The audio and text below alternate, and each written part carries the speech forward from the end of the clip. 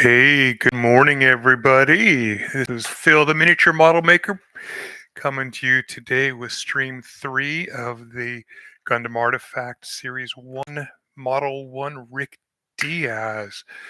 So, what happened between yesterday's stream and today's stream? The parts are looking a little darker for sure. What all did I do? I went through and did some more sanding and gap filling to get some things done. Used a little bit of the Tamiya putty and the Mr. Surfacer 500 to get that. Quite a bit of sanding and then gluing as well. So we've got all the main parts done and ready to go as far as painting. But the first step before painting is what? Scribing.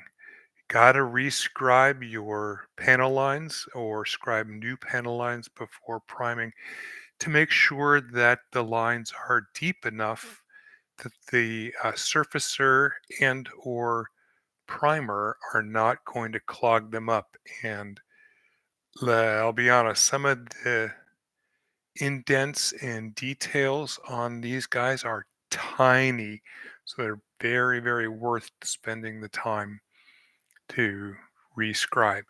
Now, you might ask, why is the model black today when it was glossy, shiny, hard to see orange yesterday? Well, that's because I covered it in a shade that I made up. Save your cement bottles. These things are amazing for holding liquids, especially panel liners on these little guys. So this, I'm going to call it a panel liner, but it's not really a panel liner. Definitely not a high quality one like you would get from the companies that make them. It's a shade. It's basically, I filled 50-50 of the bottle about three quarters of the way up. 50% airbrush thinner, 50% airbrush flow improver, and then enough of this acrylic ink, artist ink, to darken it, get it nice and dark. I had done a little experimentation a couple days ago after trying the scribing without any modification to the parts, just the straight orange. And under this lighting, the lines were so hard to see that I was like, yeah, no, forget that. Um, but I thought, hey, Phil, what if you darkened the models beforehand? When I paint my Warhammer, I like to use a reductive technique that a lot of the grimdark style painters use. They'll do their base coating with their acrylics, oils, or whatever, and then they'll cover it with a unifying wash, generally of an enamel. In the AK is one. Villainy Inks, done by the Grimdark Compendium, is the newest one on the scene, and that looks very promising. Um, but they'll do a full unifying wash over it, and then use mineral spirits or other solvent to remove off the panels, all the places where they don't want it to be as dark. I figured, okay, why don't I try that with Gundam? Maybe maybe it'll help me see the places I need to be scribing more easily. And what do you know? It did. So I've gone through today and covered all of these with my homebrew mix. Um, and again, it's not something I would use if I were trying really hard to do a good paint job. I would use a pre-made panel liner or other ink, like the AK, like the Tamiya, like the Villainy inks, to do proper panel lining. However, this works very well to shade the surface, and because it's all acrylic, there are no binders to it. It's just thinner and an ink. You can take a Q-tip and clean it off very easily. So that's what I'm going to do today. First step. And again, these are acrylics.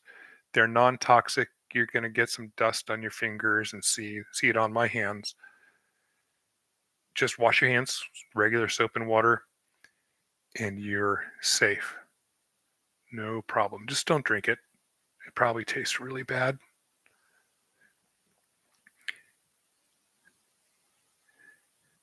And the first pass, just going along the planes,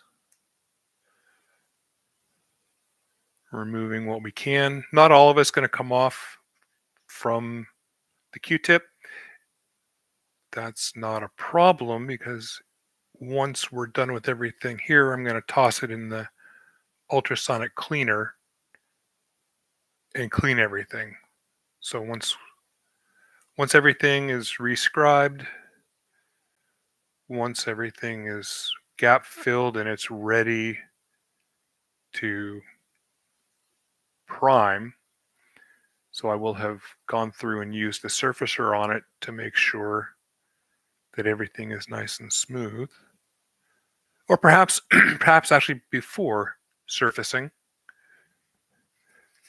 I'll wash it instead. That might be a smarter idea. Get any of this gunk off. And on these flat panels where there's no texture, doesn't really matter what direction you go in. However, when you are going on a panel with texture and lines, you want to go kind of perpendicular. I just went parallel there to any joins or seams or panel lines you want to preserve. So that'll mean it's less likely to remove the liner. And some of this is still wet. I only did this about 45 minutes ago, and it not being a paint, it doesn't dry nearly as fast.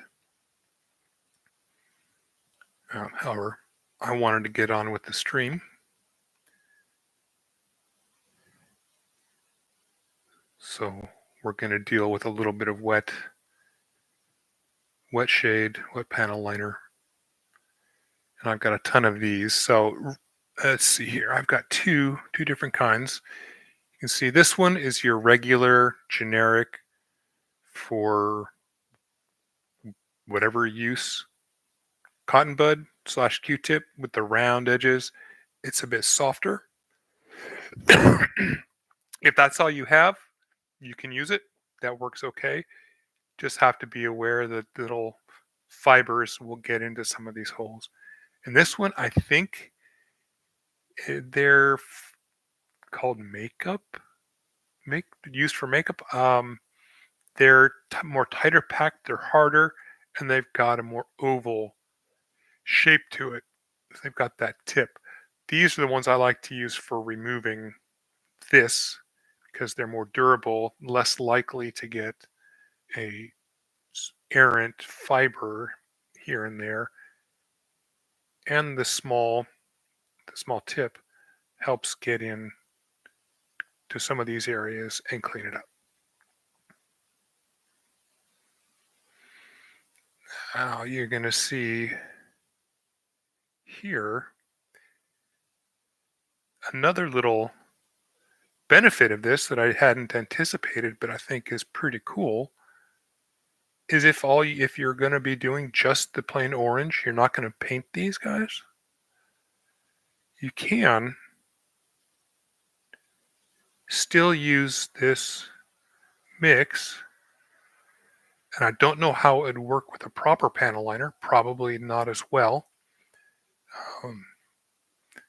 and get some nice panel lighting, get some nice darkening. Because the ones I showed yesterday, do I have them here? Here we go.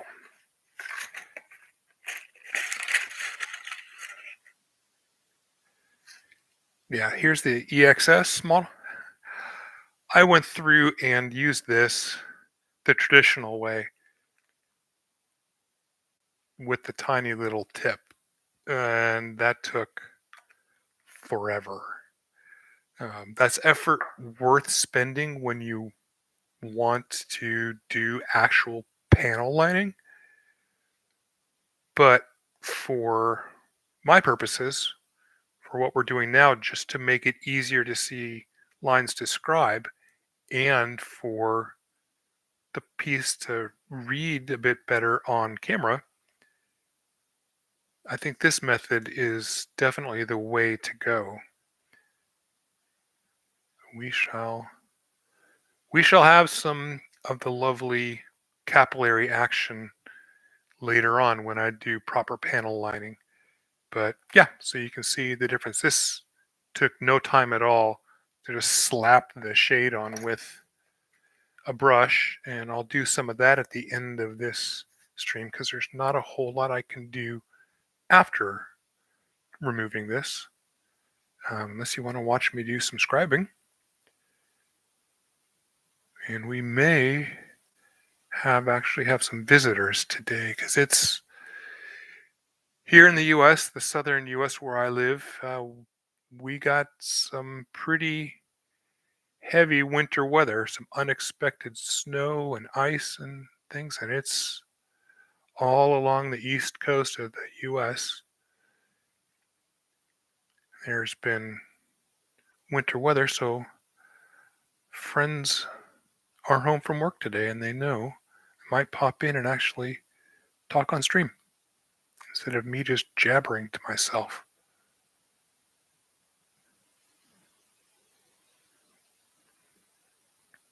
So what we're seeing here, another benefit of it, sanding or filing marks.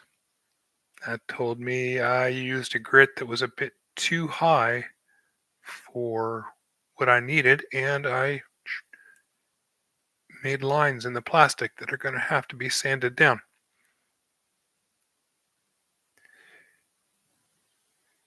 So I may be showing my age here. I don't know if they still do it, but when I was a kid and we went to the dentist, they used to give us these little red dye tablets to chew on before we went in, and we'd sit there and chew them.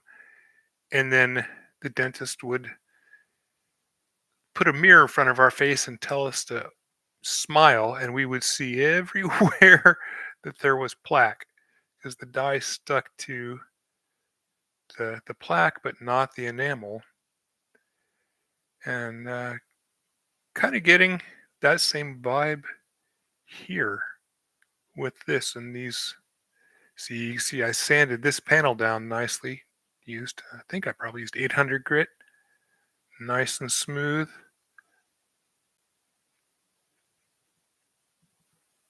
The other areas either have gap filler on them or I probably used the chisel files, quote unquote, scribers, the cheap set that I was talking about yesterday, to clear out some of this. And we're not going to do any more of that on these until I get the actual God hand ones, the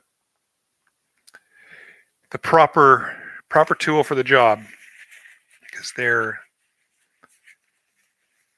other ones that I've got are not smooth enough, not good enough for what it is, and they leave marks that I'm going to have to sand down. Not that I really mind. It's like watching one of those videos of people sorting candy into colors. There's something sickly satisfying about doing that.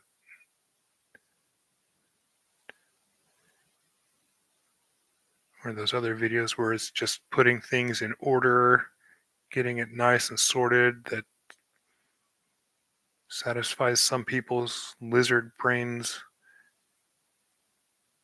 to get things overly ordered and in place.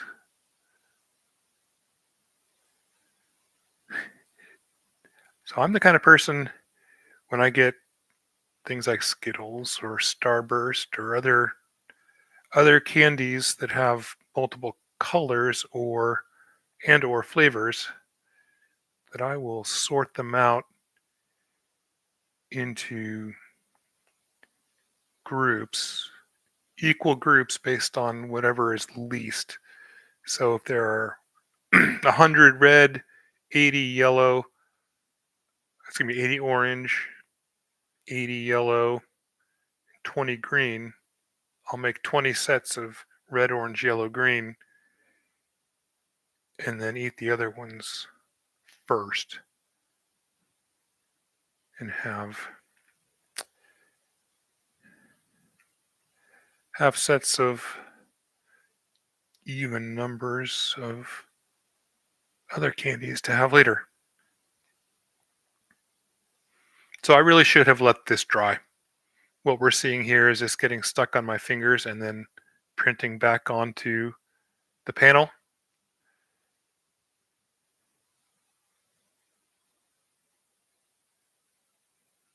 That's not, again, not a bad thing. And still, see, their textures. This is a good tool if you want to have your panels and model be very smooth before painting. All right, so I'm using one of the softer cotton buds right now, and it's just tearing apart all these panel edges and everything. It's not worth it. Grab a set of we'll call them cosmetic buds. They work much better for this.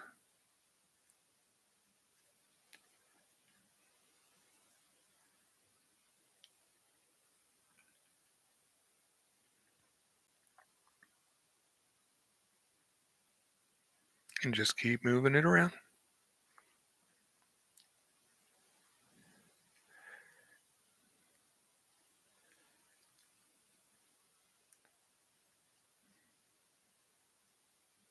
And if all you do have is a lacquer or enamel panel liner, just do like you normally do. If you want to try this trick, do like you normally do. Do your panel, when you do your panel lines, and then use the solvent to clean up the plastic around it. You can do the exact same thing here.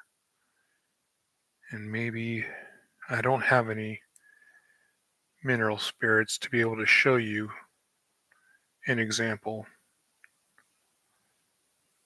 Now we'll definitely do it, but you could use a shade like Villainy Inks Goons Grime or your AK shader. It won't work with an acrylic shade like Nuln Oil because that is a paint and it will stick. And the streaking grime, thank you. That's what I was trying to figure out. Thank you, Phil, yourself. If you use a streaking grime to do this trick, it'll work. You'll just need to have a solvent, and all that will do is take it off the flat panels and make it pool even more in the lines. But it will also give you a nice weathering effect on your plain plastic mini if that's what you want to do. And I think one of these days we will do that. Ooh, that's still wet and tacky. So one of the places I got these from, actually it was this series one, um, had the 10-piece box where you get two of each. However, they had sold one of the Rick Diaz's out of it and gave me another EXS. So we've got three EXSs. XS Gundam, folks, please tell me how to pronounce that. Until I'm told otherwise, I'm going to pronounce it one way and probably going to be wrong. But I saw we got three of those. I'm going to see a lot of that. I think I'm going to use two of them as test models for experimentation and examples for different things. Try out, because I don't mind ruining one or two of the um, one of them when I have one extra that can be done to a high standard. And I'll be honest, there's something about those fuel tank things that are on the side of it that I just don't find appealing. Um, so I don't mind breaking it down a bit, causing possible problems um, with those, when there are others that I find a lot more visually appealing.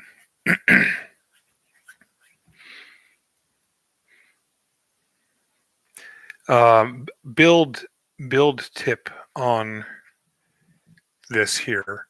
So these guys, the little guns, I suppose. When you're putting this together, it's better to do these first. Just easier to get them in place before these outer guys are put on. They've got a little tiny connection point, whereas these have a nice big plug to stick in. And if you are just doing a plain assembly without any other painting or whatnot, put the definitely put I want to call it the backpack, the frame in first. It's kind of fiddly, and you could easily break these if you give it too much force. So, build tip on that. Ooh, look, we found a little divot. Something else to fix. I love it. I love it. So tomorrow's stream, or the next stream, I may take tomorrow off. I don't know. These are fun to do, and they get me hobbying. Because of the snow, I forgot to grab some supplies that I needed to paint.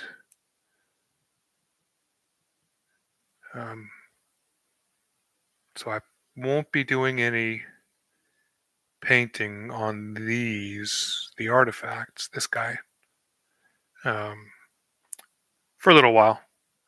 I have to get some alligator clips and other things. Lacquer thinner for the Mr. Surfacer. I don't have that. So I can't be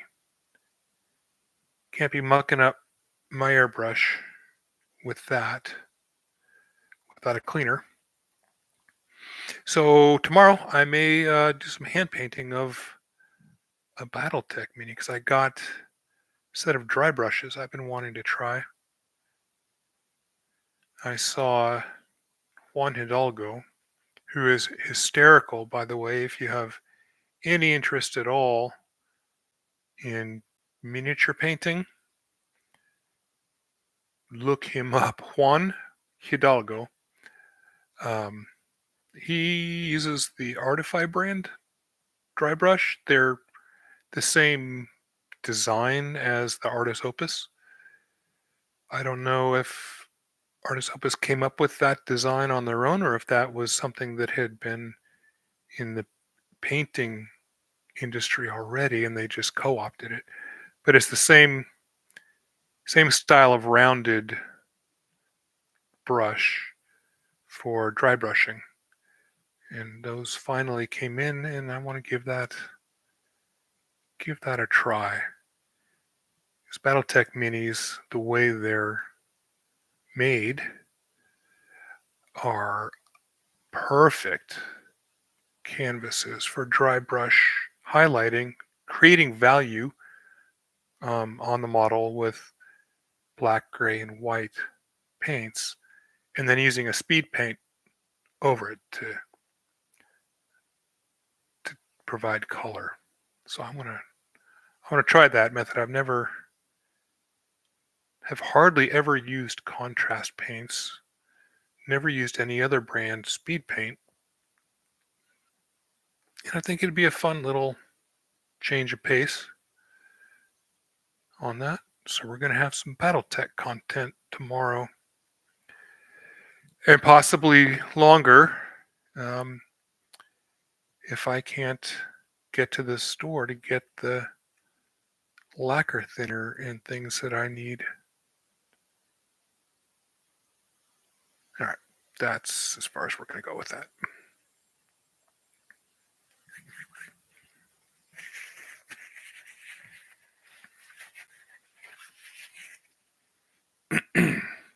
And yeah, with doing this, you go through a bunch of these cotton buds, but they're really, really cheap.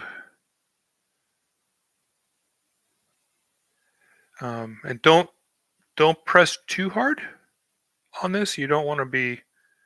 You're not polishing it. You're just removing the surface paint. If you push too hard, you'll get into the grooves and remove paint from where you don't want to be removing it.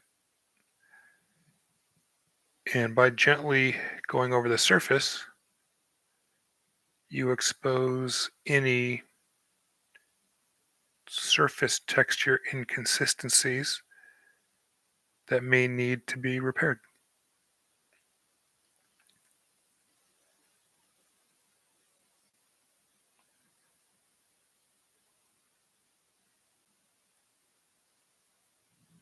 So bonus, win-win, winner, winner, chicken dinner.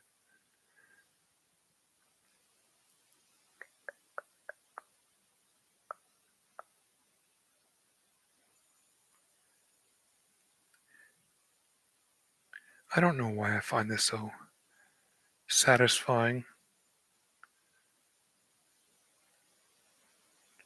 It's like revealing a secret that you knew was there.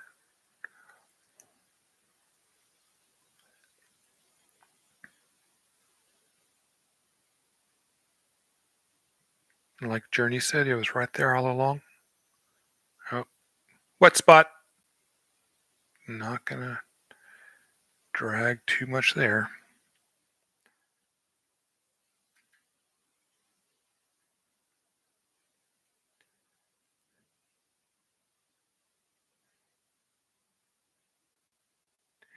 And doing this, if you are interested in using the reductive technique, actually doing this particular way I've done it is good practice for two techniques, using speed paints and the reductive technique using an enamel or oil and then removing it. So for those of you not familiar with the reductive technique, I kind of touched on it a little bit earlier. That's when you paint your model, you base down your model, possibly even highlight. You get generally you'll go pretty far into the full painting process on it,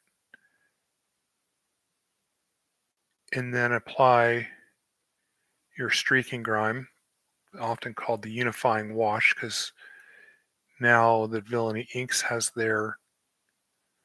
um, their line out, and people also use oils. Um, you put that down after, and it grim darkifies it, darkens it down, grims it down. Um, and then you go back through and remove it from the places you want to be brighter and leave more of it in the places you want to be darker. It's a really useful technique on mechs and things. I've used it on my Tau extensively for what little of the army I've painted.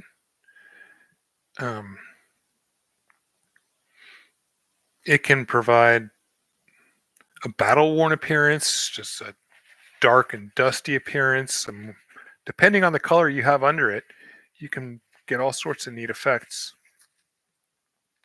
using it.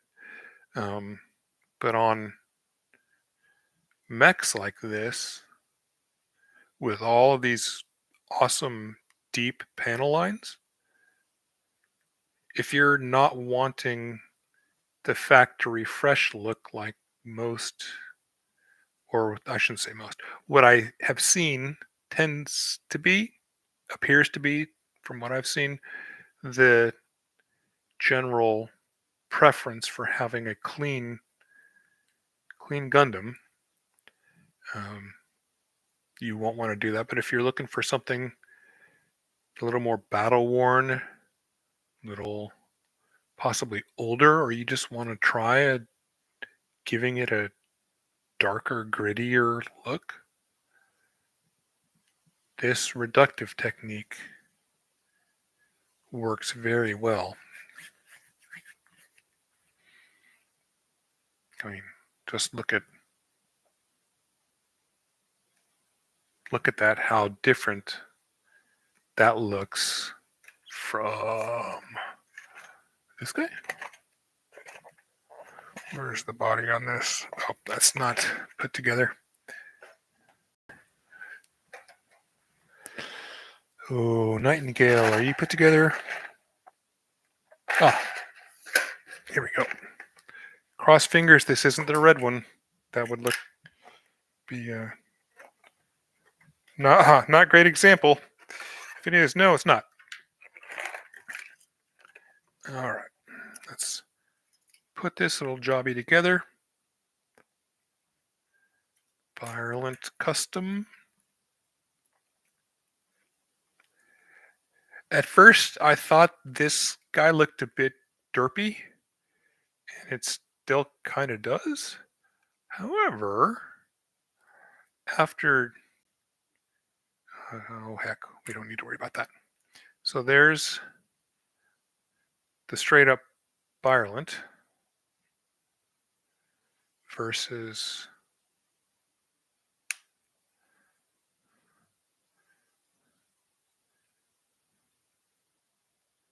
the Rick Diaz with just wash.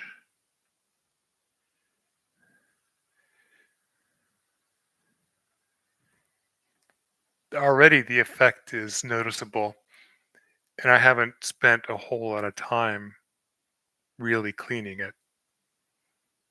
So that definitely a more battle-worn, grimy, has been on campaign look versus the straight up plastic.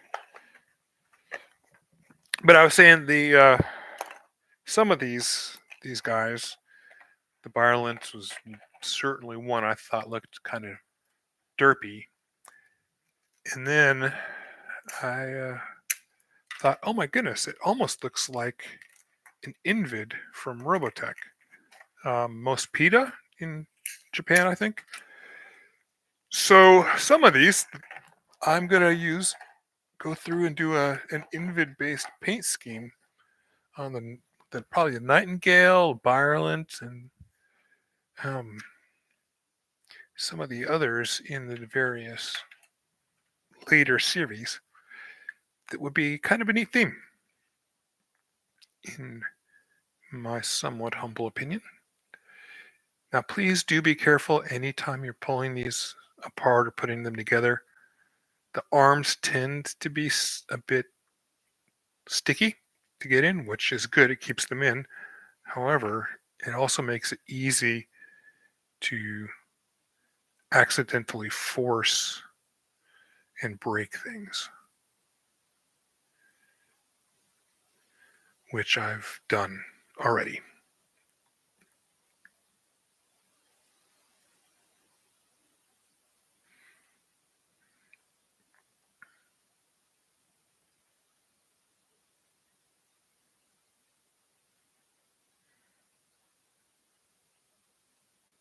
And in some of these places, I know I said previously, go generally perpendicular with the seam.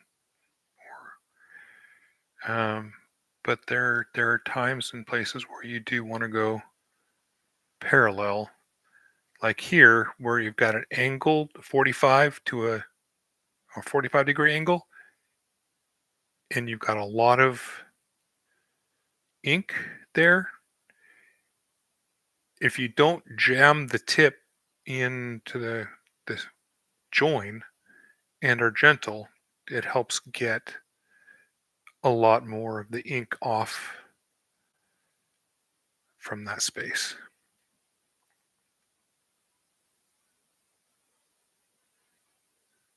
So those of you coming by and watching this at a later date, let me know in the comments if you would like to see one of these guys eventually done just as plastic, the orange plastic, with a wash, streak and grime, or whatever. Just use the reductive technique on it just to see how it looks.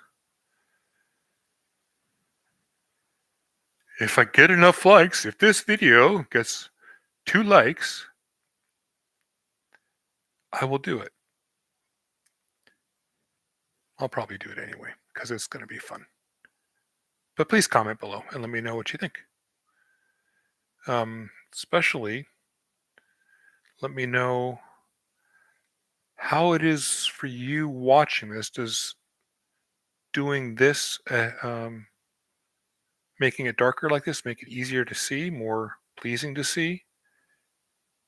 And I've got another question along those lines. The first time I did a stream, I was using OBS, and it looked like I had the shakes, like there was a frame rate issue. And somebody popped in for like 13 seconds and left. Of course, I know I'm not that entertaining.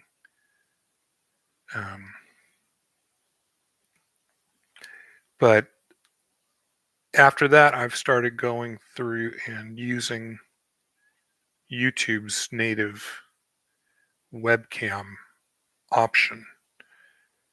So please let me know if the video quality, without having to get a new camera at the moment, because I can't,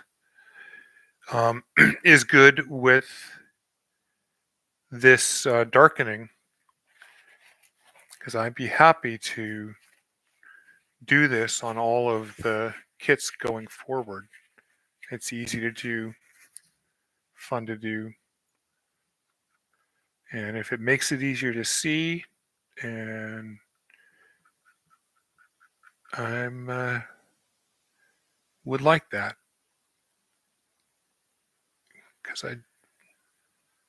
It'd be nice to have people in here talking with me while I'm doing this, sharing our hobby time together.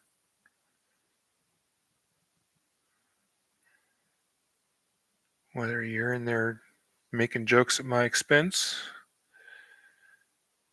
telling me I missed a part, or hey, bucko, it's right under your nose. And giving ideas for paint schemes. Because I've got a whole lot of these, and I don't have a whole lot of ideas on how to paint them all. Some of them I think are definitely going to be the official art, but others won't. So here's a place we're using the softer but maybe useful. It's just up underneath, and that's not true. I was wrong. We tried going back to old standby. And Phil, you may ask, why did you do all this up underneath? That's a very good question. Because I wanted to. And I don't know yet if there are places in here that would benefit from a bit of fixing before I do the final assembly, before I do any surfacing and assembly, painting.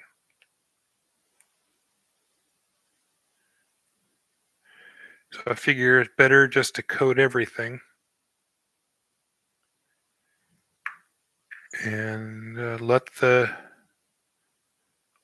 cleaner clean it when the time comes.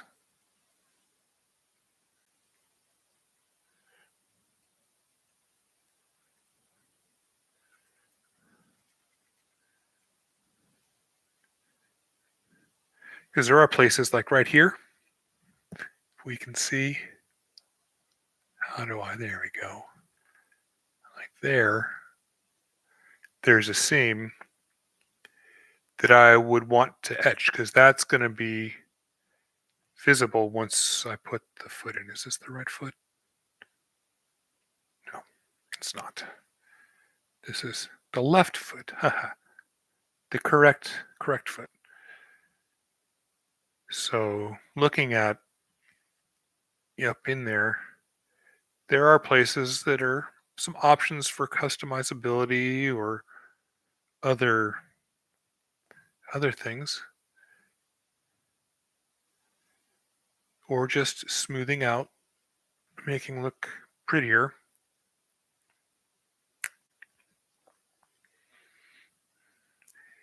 Because again, this is about the process and enjoying the process and having something that you were satisfied looking at for a long time.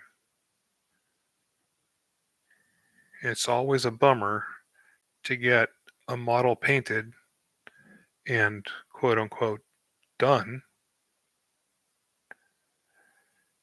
put it up on your shelf, and always noticing some little thing that if you had taken a little bit more time in prep or in painting or along some stuff, you just taken a little bit more time to fix, you wouldn't have that problem. So 10 minutes now versus the lifetime of the model, worth it. It's not like we're getting ready to take these to a game tournament, are we?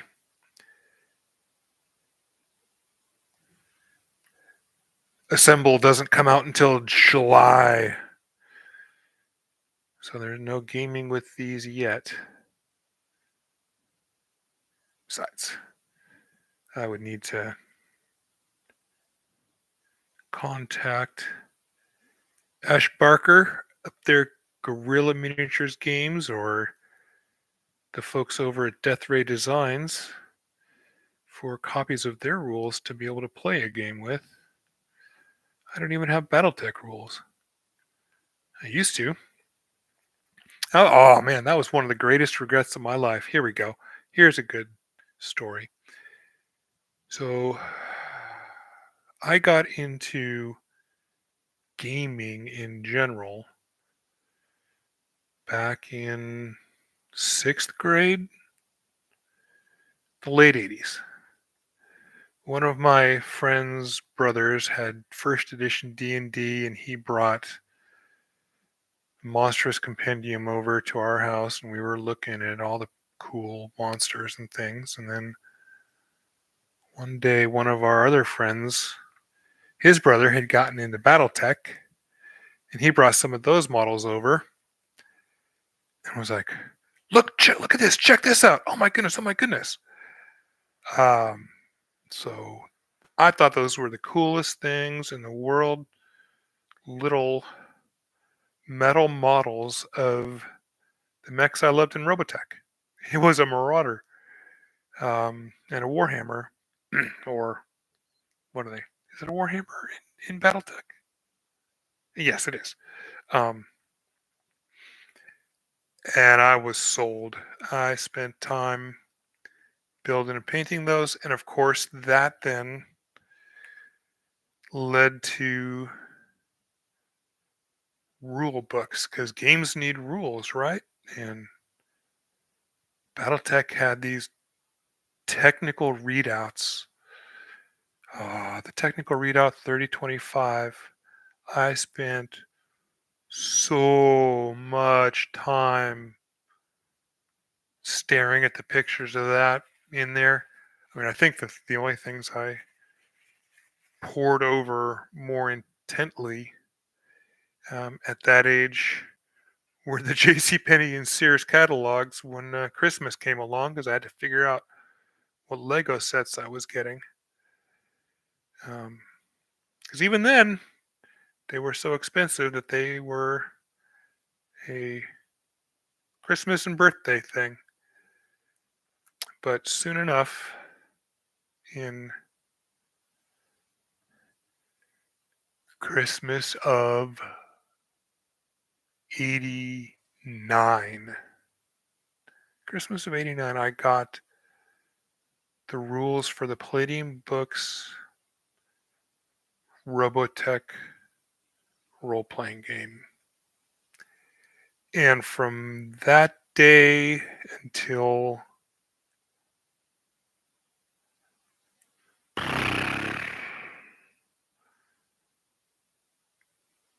maybe 2001, I collected role-playing game books and Battletech books. So I had all of the Rifts books from first print until then. So from 89 until 2000, etc., etc. And anytime a new rule book came out for one of the games I collected, D&D Second Edition, Rifts, Teenage Mutant Ninja Turtles and Other Strangeness, all that, I got those in 2011. I had finished graduate school, was a broke former graduate student trying to find a job after the financial crisis, the housing bubble thing broke, as my in-laws call it, the Lehman crisis. I was overeducated and underexperienced for most jobs because they could hire experienced folks. And I needed some help, so I moved from Texas back to Washington, where I grew up, where I was born, spent my younger years, and I had one of those U-Haul things behind my that I had to haul behind my car. I couldn't even take a truck because my car at the time wouldn't fit on a hauler, and I couldn't afford the hauler truck. And I ended up having to choose between putting pots and pans in the hauler or my game books. And me at the time thinking, okay, well, pots and pans are kind of expensive, harder to get. I haven't really used these game books in a while. I'm gonna get rid of them. So I took them to a used bookstore, and they gave me $1 a piece for 3 big cardboard boxes of first print BattleTech books, first print riffs, and D and second all the second edition D&D stuff I have.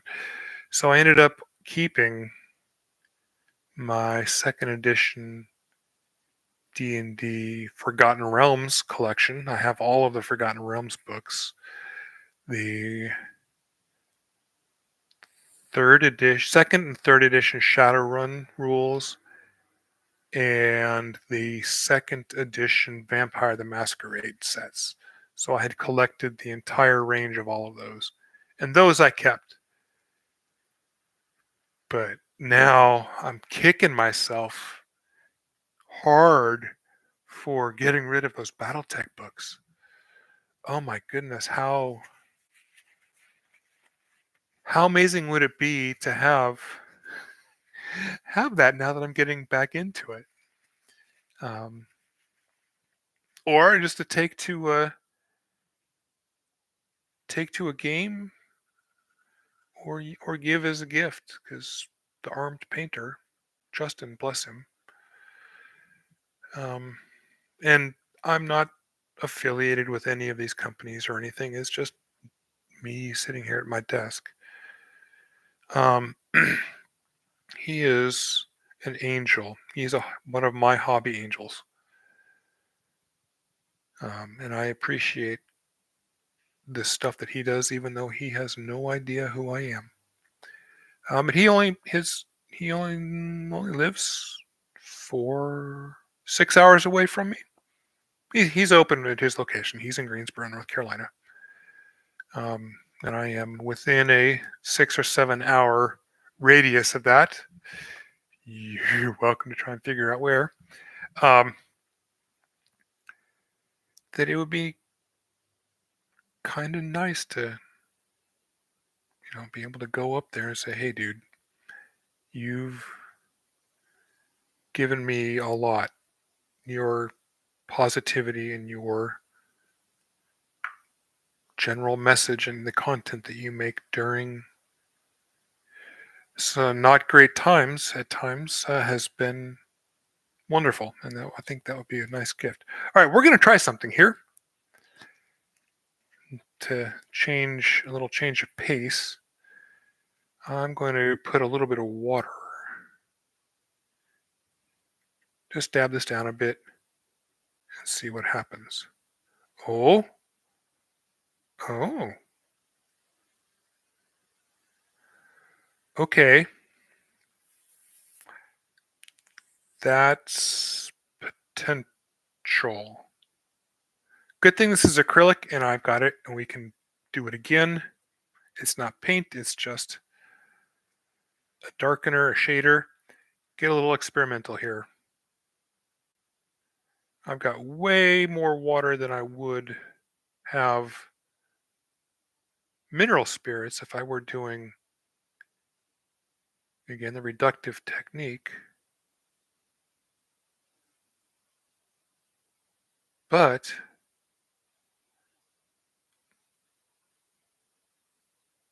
I mean, it's behaving the exact same way. That's promising.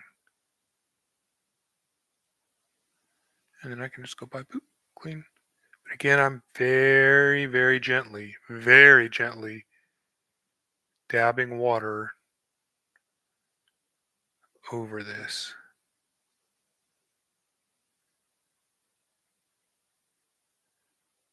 Ooh,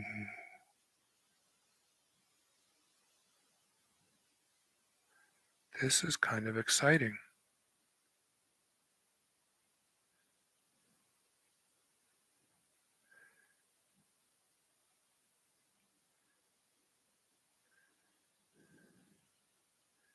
Okay. So you can, I, sorry, I'm off camera. I was so engrossed. Like do a real cleanup job.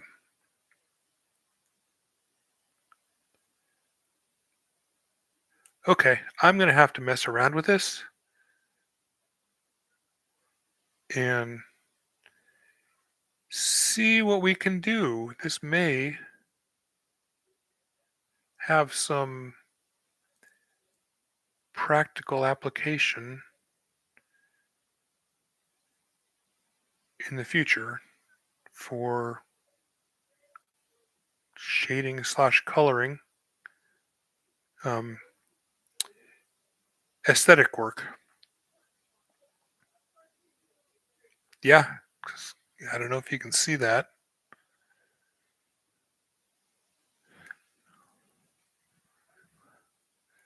How bright and shiny and clean that is versus this.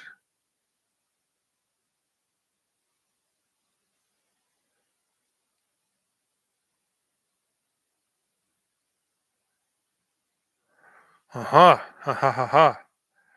Maybe okay, we'll try another clean bud. Get it wet and dry it off a little bit.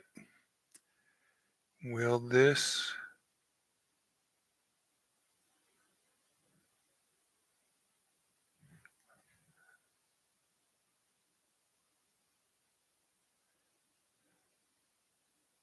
okay, it's not really because it's water and it has different fluid properties than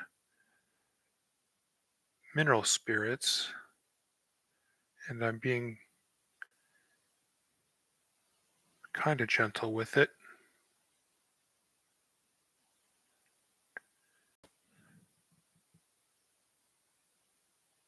It's not doing quite what an enamel and mineral spirits combo would do, but it's still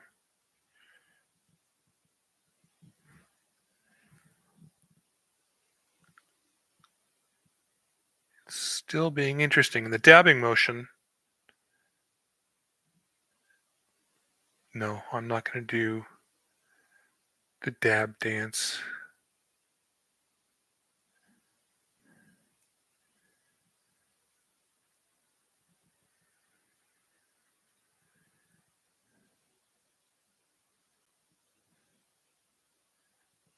Okay. All right, that cleans it up nicely, and it's staying in the cracks.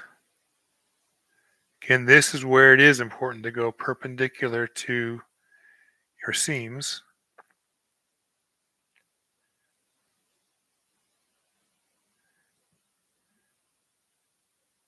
Ha ha ha.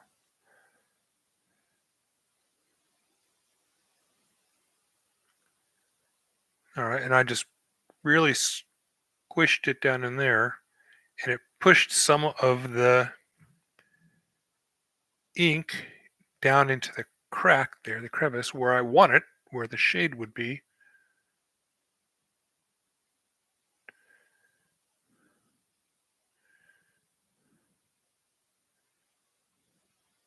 And that's nice and clean.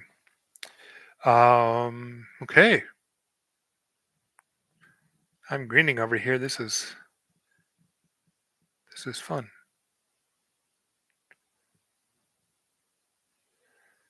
Interesting, interesting, interesting.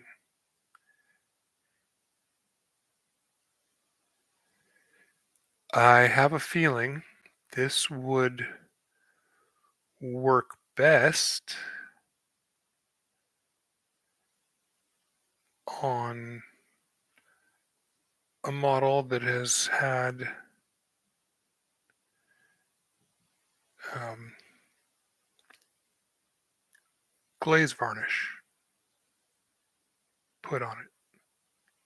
But it's also reactivating some of the excess ink. See, there you go. Boom. See how much that cleared that up right away?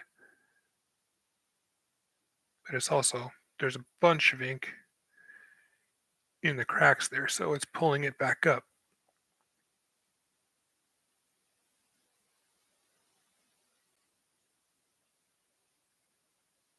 All right. Well, in the honor of giving old techniques clever slash stupid new names on the internet, aka highlighting and then glazing equals slap chop, we're going to call this Grim Derp Gundam shading because it's exactly the same thing that the Grim Dark folks do with their enamels and organic solvents, except with acrylics and water. Nothing original about it, just a different medium. But we are definitely going to have to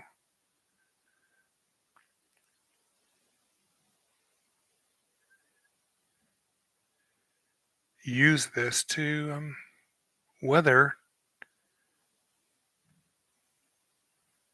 an unpainted artifact. Well, look at that. And with that, it's been an hour. So we're going to cut this here.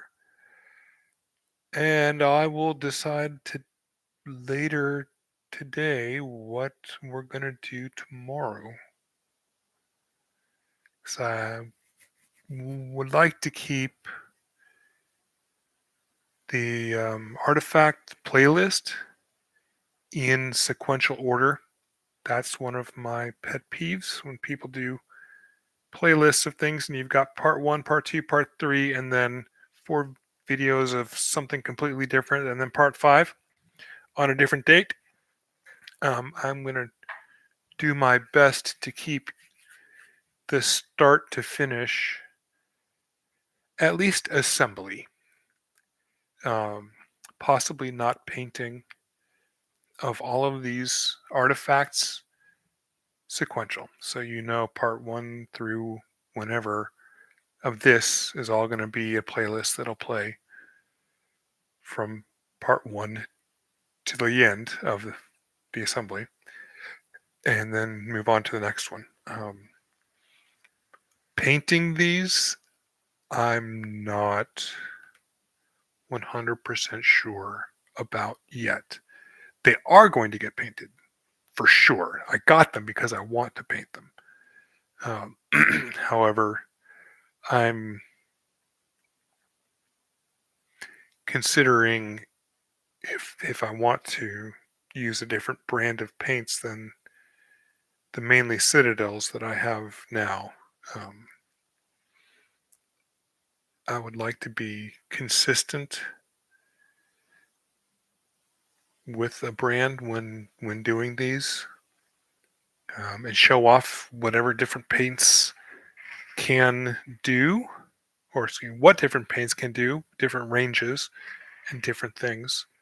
Um, and yeah, maybe just use the Citadel paints for the GW minis, possibly one of the other lines of paint for the artifacts, and BattleTech. Or maybe just completely switch entirely That would be kind of neat. I wouldn't mind that. I love my GW models, and I enjoy their product, but they get plenty of exposure, and I think it'd be kind of nice to give somebody else some exposure as well in my little little tiny corner of the internet. But that's that. So today we have removed shade. I talked about shading. Um, the Rick Diaz Gundam Artifact. That why I did it. One, to make it easier for me to see the panel lines when I do scribing, and two, hoping that it would make it read better on camera. And I think that is an absolute success. This art on my screen looks a whole lot better. So I'm going to continue doing that going forward. We talked about how when you're assembling this piece, you want to put these two inner pieces in first, and I recommend gluing them. These are another piece you want to glue. They pop out very easily. These, they do too, but not as much as the inner ones. And then at the very end, I tried using some water to remove this and use it like mineral spirits in the enamel-based weathering reductive technique, and it worked. And that's something that I'm going to be playing with here later on to see what we can do. Um, but that's that. Again, I have been Phil, the miniature model maker. And remember, this is a hobby. If it doesn't bring joy, don't do it. And be good to yourselves. Bye bye.